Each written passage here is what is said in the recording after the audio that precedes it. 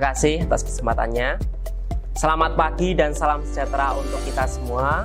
Assalamualaikum warahmatullahi wabarakatuh. Waalaikumsalam warahmatullahi wabarakatuh. Para teman-teman mahasiswa S2 Program Magister Ilmu Hukum Pasca Sarjana Fakultas Hukum Universitas Muria Kudus, pada hari ini yang berbahagia semuanya, kuliah perdata untuk sistem daring oleh Bapak Dr. Sukresno SHM Hum akan memberikan materi tentang teori hukum, tentang bab teori hukum dan sejarah hukum, tetapi pada pertemuan kali ini akan membahas tentang teori hukum terlebih dahulu. Dan selanjutnya, ini di sini terpampang di monitor 90 tahun kemudian Pak Dr. Sukresno kemungkinan akan mengikuti ini tadi wajahnya. Begitu ya Pak Dokter Ya, boleh ya. Oke, selanjutnya saya akan masuk untuk ke kurikulum vitae atau riwayat hidup dari Bapak Dr. Sukresno. Pekerjaan sebagai dosen DPK pada Fakultas Hukum Universitas Muria Kudus, jabatan atau pangkat lektor kepala atau pembina utama muda golongan 4C, dan tempat tanggal lahir di Pati 1 Juni 1955, HP Mas. beralamat di Purwosari, Kabupaten Kudus, dan HP 081 325 730 613.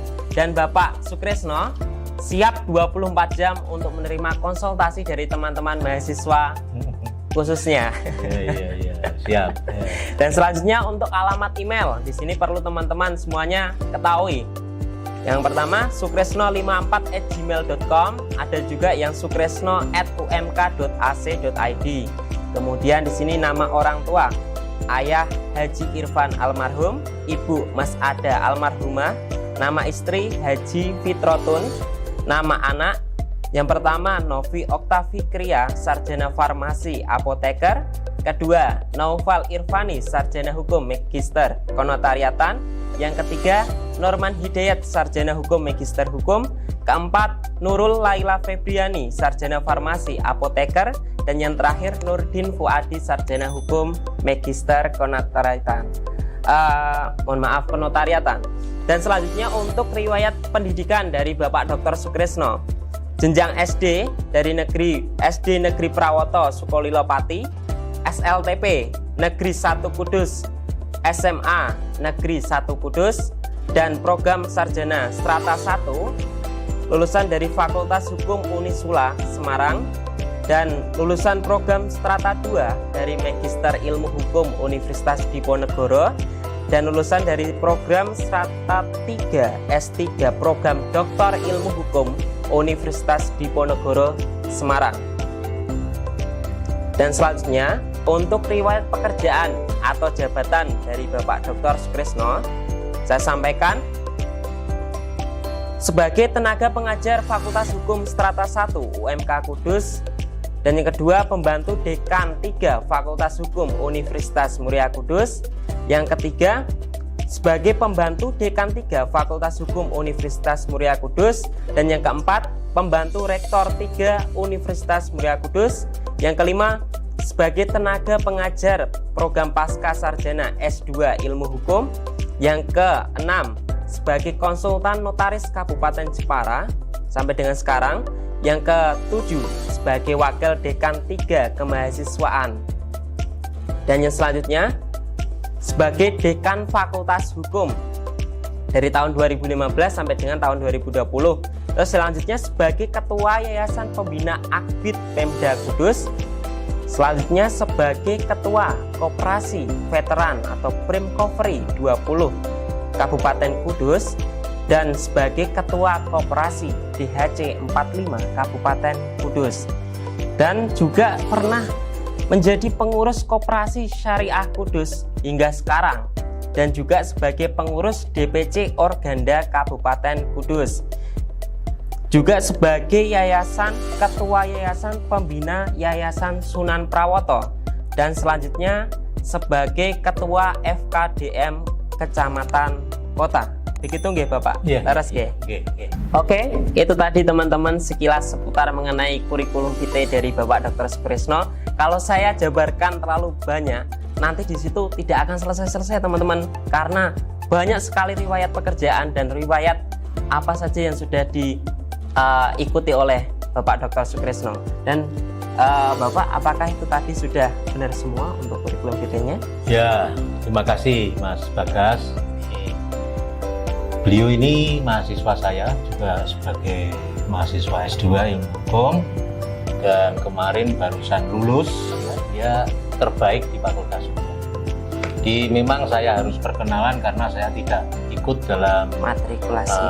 kuliah matrikulasi, sehingga saya perkenalkan saya. Dan yang penting di situ adalah nomor HP Pak Krisno dicatat 24 jam. Tadi sudah disinggung. Siap Pak, Ya, sudah. 24 jam. Ya, saya akan memberikan konsultasi dan jawaban dari mahasiswa. Yang pertama, saya ucapkan selamat pada mahasiswa yang sudah diterima, karena mahasiswa S2 tahun ini tidak semuanya diterima, ya. Jadi sudah selektif. Oleh karena itu tentunya saudara berbahagia, dan banyak ngotot, ya, mau pindah tidak bisa, ya, dari Untang itu. Baik, saudara sekalian, kalau tadi itu ada istilah istri satu, ya. Itu ada teman saya yang bilang, istrinya berapa Mas? Satu A, 1B, 1C. Maksudnya mereka juga tidak hanya satu ternyata. Gitu, ya. Ini tambah humoris supaya saudara itu kuliah itu tidak sepaneng, ya. Nggak usah khawatir, ya. Di sini Pak Krisno wis dadi, ya. Nanti hanya membuat makalah, ya, untuk teori dan sejarah hukum. Itu dulu materi itu untuk 2 mata kuliah.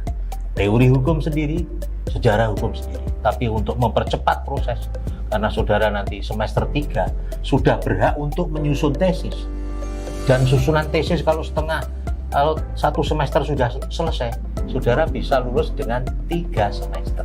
Dan ini banyak yang dilakukan oleh kakak-kakak saudara.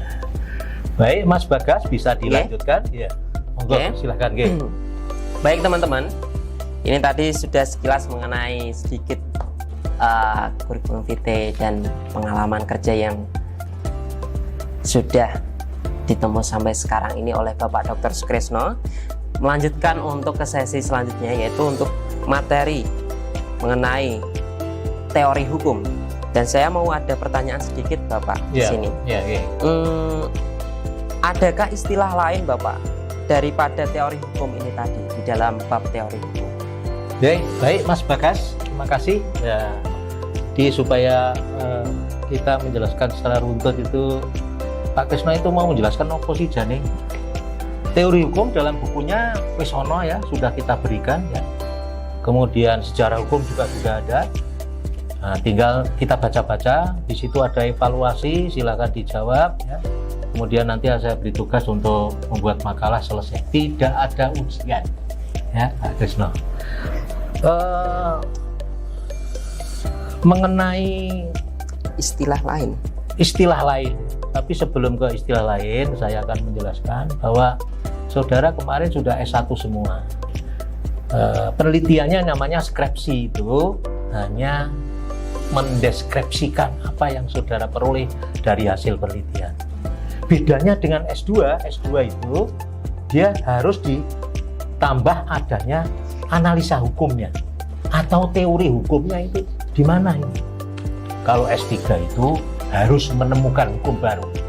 Jadi ada undang-undang, terus kita komentari, ini salah, ini seharusnya begini. Ini hasil dari penelitian. Jadi itu bedanya S1, S2, S3. Adapun istilah magister hukum, magister humaniora, itu sama. Artinya sama, itu semua S2 dari ilmu hukum, cuma SKDK-nya menyebut apa? Gelarnya itu, ya. Materinya saya kira sama, ya. Magister humaniora, ilmu hukum yang kemanusiaan, dan magister hukum MH. Ya, baik. Berikutnya ada pertanyaan. Analisa hukumnya itu selalu dikaitkan dengan antara das solem dan das sei. Kalau kita belajar hukum itu das solen, hal-hal yang seharusnya orang yang salah dihukum. Das ini kenyataannya orang. Jadi kowe nek ana wong takok, lho Pak itu kok ora dihukum, Pak. Nah, terang ngono wae. Kita belajar itu das solen yang seharusnya. Penegakannya mungkin ada pengaruh dari yang lain. Das-nya kenyataannya beda. Hukum kita mengarah pada antara das solen dan das sama. Teori ini ya prakteknya kudu ngono. Iki perlu waktu yang jauh. Mengapa demikian? Ya, lalu nanti saudara akan mengkaitkan teori hukum ini dengan tesisnya. Ada pertanyaan yang menggelitik di masyarakat. Kenapa Pak? Sudah ada undang-undangnya, sudah ada KPK, kok ijono korupsi? Itu sing iso jawab sing mahasiswa S2, S1 gak iso Mas. Ya, karena bekerjanya hukum menurut L.M. Friedman itu dipengaruhi 3 hal. 1 adalah struktur, 2 substansi, 3 kultur. Manakala ya struktur pengadilan ini sono KPK, lembaga penegakan, substansi undang-undang ini ribuan ya korupsi. Kultur budaya di masyarakat Indonesia masih memberi dan menerima, dan saya sendiri itu loh kalau memberi orang itu seneng, tapi itu dilarang karena ada pengaruh yang ada hubungannya dengan pekerjaan, atau dengan memberi itu memberikan ada akibat hukumnya ya, maka ini yang tidak boleh. Tapi ada yang memang sifatnya meminta, nah ini yang tindak pidana korupsi kan di situ ya. Jadi kekurangan kita, hukum kita tidak berjalan dengan baik itu karena kultur budaya masyarakatnya Indonesia masih rendah, masih kurang baik, disiplinnya juga kurang baik ya. Ini akibatnya. Ada cerita yang menarik ya, ini karena mahasiswa S2 ini tak anggap dewasa kabeh ya. Ada cerita di bandara. Di bandara itu kan sudah jelas ya, orang itu harus disiplin. Ini toilet wis ono gambare untuk ibu-ibu, gambare pakai rok. Yang satu toilet untuk laki-laki, gambare pakai celana. Suatu saat ada bapak-bapak yang tidak disiplin, langsung masuk di toilet ibu-ibu. Dia sedang mengerjakan itu, dia kencing, ibu masuk. Apa yang terjadi? Ibu-ibu ini marah tuh. Bapak ini gimana? Ini kan untuk ibu-ibu. Tapi wong bapak ini wong profesor. Jawabnya gampang. Loh, yang ini juga untuk ibu, gitu ya. Nah ini gue saja ya, supaya nanti saudara tidak sepaneng. Tidak usah khawatir, saudara saya anggap kalau mahasiswa dia tugas dikerjakan, mengikuti kuliah lulus. Belum pernah saya memberikan mahasiswa nilai tidak lulus di ilmu hukum. Dan rata-rata IP-nya di atas 3. Lebih gampang S2 daripada S1. S1 ya dosennya killer-killer, ya kan? Makanya saya beri semangat saudara. Pokoknya tekoe ngantuk-ngantuk sidik, atau sekarang wong daring ya, nanti akan di absen itu. Bapak ini gimana? Ini kan untuk ibu-ibu. Nah, ini juga untuk ibu-ibu sih Pak. Bu kan. Ya, oke. Baik, saya akan menerangkan tadi Mas Bagas tentang istilah lain. Ya, jadi salah satu buku yang sering kita acu itu sejak dahulu menggunakan judul teori hukum, legal teori. Legal teori itu dikarang oleh M. Friedman, W. Friedman ya. Dan dalam bahasa Indonesia telah diterjemahkan oleh Muhammad Arifin. Judulnya adalah Teori dan Filsafat Hukum. Jadi dekat sekali antara teori dan filsafat hukum. Ini semuanya adalah alat bantu untuk belajar ilmu hukum secara holistik. Pak Rektor, Pak Parnyo kemarin sudah menjelaskan, karena pasangan saya teori hukum ini sama dengan Pak Parnyo, bahwa hukum itu diciptakan kan untuk masyarakat, dan masyarakat perkembangannya lebih cepat daripada hukum, sehingga keteteran. Nah ini juga untuk belajar, supaya kita belajar hukum yang holistik, yang lengkap, itu harus belajar juga filsafat hukum, teori hukum, sejarah hukum, ya, antropologi hukum dan selanjutnya. Lanjut Mas. Baik, buku ini lebih banyak materi dari berbagai teori hukum dan kurang membahas tentang apa sebenarnya teori. Bahasan tentang teori hukum, Introduction to Legal Theory, ditulis John Finn. Ini yang pertama kali tentang teori hukum. Lanjut. Dalam kepustakaan hukum berbahasa Belanda, tulisan yang cukup lengkap adalah dari Jan Gisel. Ini yang lengkap. Judulnya adalah What is the Recht Theory? Ya. Ini sudah ada di bukunya saudara. Ya. Sudah saya buatkan. Saya itu dikenal oleh mahasiswa-mahasiswa sebagai dosen diktator. Ya. Kenapa dikatakan diktator? Karena setiap mata kuliah saya buat diktat. Ya, supaya mahasiswa bisa belajar, tidak hanya omongan saya. Nah, kalau dia ada kuliah, nah ini kan bisa baca. Dan ini PowerPoint ini sudah ada di bukumu semuanya. Oke, lanjut. Dalam bahasa Indonesia hingga sekarang kita masih belum menemukan buku khusus yang membahas tentang teori hukum. Ya, buku yang membahas teori hukum itu baru Profesor Sacipto Raharjo. Iku wae judulnya tentang ilmu hukum. Ya, yang sekarang profesor ini sudah almarhum, dianggap sebagai begawan hukum progresif, ya. Dosen Undip ini dosen saya. Lanjut Mas. Nah, saudara sekalian, istilah lain sekarang. Kalau nanti saudara menemukan ajaran hukum, itu ya teori hukum. Legal method itu ya teori. Rechtsnormen itu bahasa Belanda. Bahasa Jerman itu Rechtsnormen, Lehre, ilmu hukum sistematis, dan theory of law, Reskupon. Lanjut.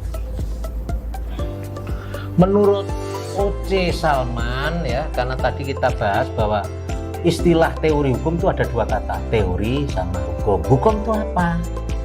Hukum itu objek kajian yang masih harus dibangun.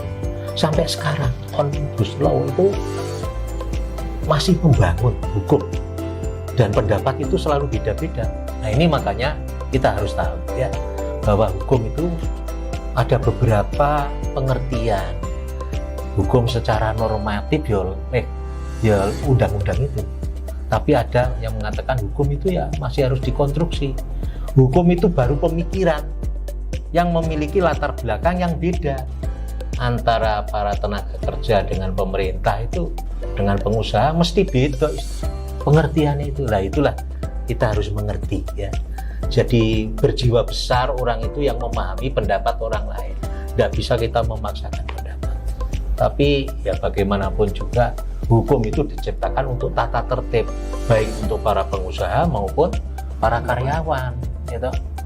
Ya baik, itu saya tidak mendalami tentang Omnibus Law. Kita lanjutkan. Istilah teori kan dua kata tadi, ya. Lanjut Mas. Dua kata. Apa itu teori? Orang sering menyebut, itu kan teori, itu kan dasolen, yang seharusnya. Kenyataannya, supaya saudara itu tidak terjebak pada antara dasolen dan dasain, kriteria teori itu idealnya secara logis harus konsisten. Antara yang saudara kemukakan dengan kenyataan harus sama. Teori terdiri dari pertanyaan mengenai gejala tertentu. Pertanyaan mana mempunyai interrelasi yang serasi, dan seterusnya. Itu teori. Kemudian yang kedua, apa itu? Ini sudah ya, teori dan hukum. Teori hukum. Lanjut Mas. Nah, Suryono Sukanto juga menyebutkan gunanya apa sih teori? Gunanya teori. Saya kira ini belum menjadi pertanyaan yang kedua, Mas. Iya, Pak, belum. Kedua ya. Baik, saya serahkan kepada Mas Bagas dulu. Pertanyaan yang kedua, Mas. Oke, Bapak. Tadi yang pertama tadi sudah terjawab, teman-teman. Kemudian yang pertanyaan selanjutnya yang kedua, mohon bisa dijelaskan Bapak tentang apa itu hukum kalau menurut dari Bapak sendiri. Ya. Tadi sudah saya katakan di atas tadi, oleh Salman tadi, hukum itu adalah di atasnya Mas, di atasnya. Ya, itu kan hukum itu kan menurut Salman itu objek kajian yang masih harus dikonstruksi. masih dibangun terus. Ribuan definisi hukum tidak akan kecapean yang istilah yang betul, ya. Makanya saudara harus tahu bahwa hukum itu proses. Hukum yang sekarang ini selalu ketinggalan dengan perkembangan masyarakat, betul. Mengejari sampai kita lari kencang, hukum tetap ketinggalan. Mengikuti. Sekarang sudah ada perkembangan teknologi antariksa, hukumnya sono dong. Sopo sing nguasai antariksa sekarang. Nah kan, hukumnya ketinggalan. Hukum juga memiliki latar belakang sudut pandang yang beda. Jadi kalau saudara belajar hukum itu diciptakan tahun piro. Karena mengikuti perkembangan masyarakat. Hukum itu timbul dan ada itu sama dengan perkembangan masyarakatnya. Jadi makanya nanti kita harus belajar tentang sejarah itu. Ya. Adanya korelasi antara teori Ada korelasi antara teori hukum dan sejarah hukum. Kemudian kegunaannya tadi, lanjutnya kegunaannya Mas, terus lanjut. Nah gunanya ini teori itu gunanya, teori itu harus berguna untuk mempertajam supaya tesismu itu dibetulkan. Itu ono teorine dan kenyataannya apa yang Anda teliti, ya. Juga akan mengembangkan sistem klasifikasi, ya, fakta supaya ini sinkron dengan Das Ollen dan Das Sain. Maka saudara berikan saran di situ. Dan teori biasanya merupakan ikhtisar daripada hal yang telah diketahui serta diuji kebenarannya menyangkut objek yang. Jadi kalau di tanda-tanda mendung ini mesti ada hujan ini sebentar lagi. Ya, ini teori. Teori memberikan kemungkinan pada prediksi fakta mendatang. Teori memberikan petunjuk terhadap kekurangan pada pengetahuan peneliti. Ya, ini kegunaannya. Kalau kita belajar teori kerjanya hukum tadi di samping L.M. Friedman tadi, itu ada teori hukum oleh namanya Robert Seidman, bahwa bekerjanya hukum itu dipengaruhi oleh 3 hal. 1, bersifat yuridis normatif, ada aturan undang-undangnya. 2, ada penegakan hukumnya, yaitu pemerintah. Dan yang ketiga adalah faktor yuridis sosiologis, itu menyangkut pertimbangan ekonomi dan budaya. Jadi makanya kita melihat kenyataan di lapangan, Pak. Kenapa Pak? Kok kalau ada orang kaya, orang ekonomi kuat kok jarang dia terkena sanksi hukum? Ya memang hukum itu dipengaruhi faktor ekonomi. Kita tahu tuh penegak hukum itu juga butuh uang. Ya bicaranya ya komunikasi, jadi orang diproses. Bahkan ada sarjana Amerika itu yang mengatakan, Honoré de Balzac, bahwa hukum itu seperti sarang laba-laba. Dia hanya Dia hanya memproses, ya. Dia hanya sarang laba-laba itu dia hanya menangkap serangga-serangga yang kecil, tapi membiarkan wong-wong yang besar lolos. Artinya apa? Ya sih, nyolong pipe, nyolong ya, ada motor, kena dia. Tapi sing korupsi besar lolos. Itu sarjana Amerika. Kita belajar hukum tuh jangan hanya normatif saja, ya. Nanti akan saya terangkan mengenai penafsiran hukum progresif. Nah, ini penting. Jadi itu penting pemikiran penafsiran yang ini wacana baru. Baik Mas. Oke Bapak, masuk untuk ke pertanyaan yang ketiga selanjutnya. Mohon bisa dijelaskan tentang pengertian hukum secara garis besar Bapak. Dan apa sih itu tujuan hukum secara umum maupun secara filosofisnya Bapak? Baik. Pertanyaan yang bagus. Jadi ini nanti dievaluasi, ya. Mungkin di buku saudara ada pertanyaan, maka jawabannya di sini. Jadi secara garis besar, pengertian hukum itu dikelompokkan menjadi 3 pengertian. Pengertian yang pertama, hukum dipandang sebagai nilai yang abstrak, ya, bersifat filosofi namanya. Hukum itu abstrak. Yang kedua, hukum dilihat dari peraturan. Ya. Hukum itu pasal-pasal itu. Ini yang disebut dengan normatif analisis. Nanti kalau saudara buat tesis, itu hanya 2 metode yang dikenal. Satu metode non-doktrinal, itu yuridis sosiologis, yuridis empiris. Dan yang satu lagi, doktrinal, itu yuridis normatif. Analisa hukumnya tidak pakai perlu wawancara. Yang ketiga adalah hukum yang dipahami sebagai sarana untuk mengatur masyarakat. Jadi hukum itu bisa menjadi social control, ya, atau bisa menciptakan supaya masyarakat yang ini hukumnya dibuat.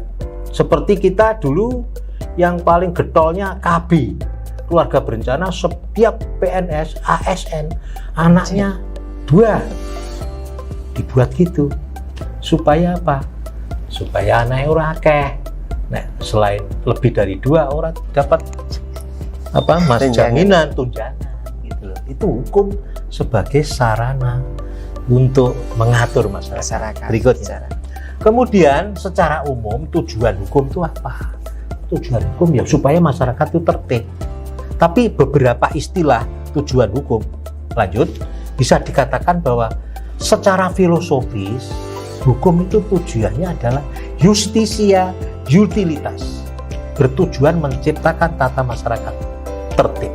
Justisia commutativa, hukum adalah mendatangkan keseimbangan kepentingan manusia. Jadi tidak ada gap kaya dan miskin. Justisia distributiva, hukum memberikan hak dan tanggung jawab pada manusia menurut mutu dan jasanya. Bayarannya Pak Rektor ya lebih mahal daripada tukang batu, tukang Pak Bon kan. Itu namanya yuridisia, justisia distributif, sesuai dengan jasa. Justisia kreatif, hukum menjamin kebebasan manusia untuk mengembangkan dan menikmati daripada hak-hak mereka. Justisia vindicatia, itu hukum bertugas mematuhi sanksi kejahatan. Kenapa orang dihukum? Karena ya perbuatan mereka, bukan karena penegak hukum. Justisia legalitas, untuk menciptakan ketaatan pada undang-undang. Ini Mas Bagas. Iya Pak. Tadi secara filosofis tujuan hukum seperti itu. Terima kasih. Oke Bapak, mengenai pertanyaan yang ketiga tadi sudah terjawab teman-teman. Untuk selanjutnya Bapak, ini yang terakhir. Menurut Bapak, bagaimana teori hukum itu yang dikemukakan oleh Mowisen, Bapak? Mowisen, baik. Lanjut. Mowisen itu memang terus. Cek iki di. Nah, iki. Mowisen itu ada 3 teori yang dikemukakan oleh Mowisen. 1 teori sistem. Menurut Mowisen, ini orang Jerman, hukum itu harus dipahami sebagai latar belakang masyarakat seluas-luasnya. Tadi saya katakan, teorinya Mowisen itu sama. Hukum itu hidup karena berhubungan dengan masyarakatnya. Yang tentunya masyarakat pada saat itu mempunyai harapan-harapan. Dengan cara tersebut, kehidupan masyarakat bisa baik. Yang kedua, teori ajaran hukum fungsional, bahwa fungsi hukum dapat dipahami sebagai mengartikulasikan suatu hubungan yang tetap antara sejumlah variabel. Nah, variabelnya itu apa? B sama dengan FPE. Perilaku para yuridis, para hakim, para pembuat undang-undang, dan warga masyarakat itu sangat terpengaruh, sangat berhubungan satu sama lain. Dan yang terakhir, bahwa teori hukum politik oleh Profesor Weitoiter, ya, ini hukum itu sangat dipengaruhi oleh politik, proses politik. Hukum itu bukan gejala yang netral, hukum itu bukan bebas yang nilai, ya, tapi hukum itu dipengaruhi oleh siapa yang politik pada saat ini menang. Ya, PDIP yang menang dalam pemilu, ya dia yang mengatur dong. Dia mempertahankan kekuasaannya. Jadi semua orang seperti itu. makanya berlomba-lomba bagaimana politik ini dia memenangkan pada pemilu pemenangan sehingga dia nomor 1 akan mengatur masyarakat. Nah ini makanya sekarang ya, kita harus memahami bahwa ternyata kita belajar hukum itu hanya teori, tapi kenyataannya di masyarakat itu beda. Nah ini hal-hal semacam itu menjadi tugas dari seorang sarjana hukum, magister hukum. Ini yang perlu kami sampaikan, saudara-saudara sekalian. Nah ini tak ceritani tentang orang yang sudah sepaneng, orang yang sudah sepaneng itu nanti menjadi orang gila. Nah ini ceritanya ono wong edan. Wong edan itu dia itu gila pada main ketepel, main pelinteng itu zaman dulu. Jadi oleh orang tuanya, karena seorang laki-laki yang sudah dewasa tapi main gila ketepel, ya, main ketepel. Setiap orang yang ketemu dia pelinteng ini. Lalu orang tua inisiatif, ya wis nek ngono anakku tak lebokne ning rumah sakit jiwa. Kebetulan rumah sakit jiwa itu direkturnya itu seorang ibu-ibu. Lalu 1 bulan kemudian si anak ini yang gila tadi minta kepada ibu direktur rumah sakit jiwa, minta pulang. Bu, saya minta pulang. Loh, mau apa pulang? Ya tentunya saya laki-laki mau kawin toh Bu. Oh iya apa kawin? Mau pulang ya, mau kawin ya. Loh kok kawin? Istrimu mau kok apakan nanti? Ya saya masukkan kamar. Bagus. Terus? Ya terus saya buka bajunya. Bagus. Terus saya buka celana dalamnya. Terus saya ambil kolornya untuk main ketepel. Oh. Ternyata si anak laki-laki tadi masih gila main ketepel. Wis tekan cawete dicopot kok dijipuk kolor itu gitu ya. Oh ndak bisa pulang mas, kamu minggu depan lagi aja gitu ya. Nah, ini tambahan intermezzo untuk kuliah saya. Nanti ada lucu-lucu, boleh dicatat nih udah dihafalke ya. Sekian saya kira Mas Bagas, cukup untuk pertama kali kuliah perdana. Mudah-mudahan bermanfaat. Dan saya akhiri, assalamualaikum warahmatullahi wabarakatuh. Waalaikumsalam warahmatullahi wabarakatuh. Terima kasih Bapak Dr. Sukresno SCM Hum yang sudah meluangkan waktunya untuk memberikan materi perkuliahan pada hari ini. Mohon untuk apresiasi dari teman-teman semuanya. Tepuk tangan untuk Bapak Dr. Sukresno yang sudah menyampaikan materi. Dan kemudian untuk next selanjutnya berarti tentang sejarah hukum ya, Pak? Sejarah hukum nanti hari Sabtu ya. Hari Sabtu. Ya. Hari Sabtu untuk perkuliahan di sesi yang kedua. Oke. Sekian dari saya selaku pembawa acara. Bila mana ada salah kata, mohon maaf sebelumnya. Terima kasih. Wassalamualaikum warahmatullahi wabarakatuh.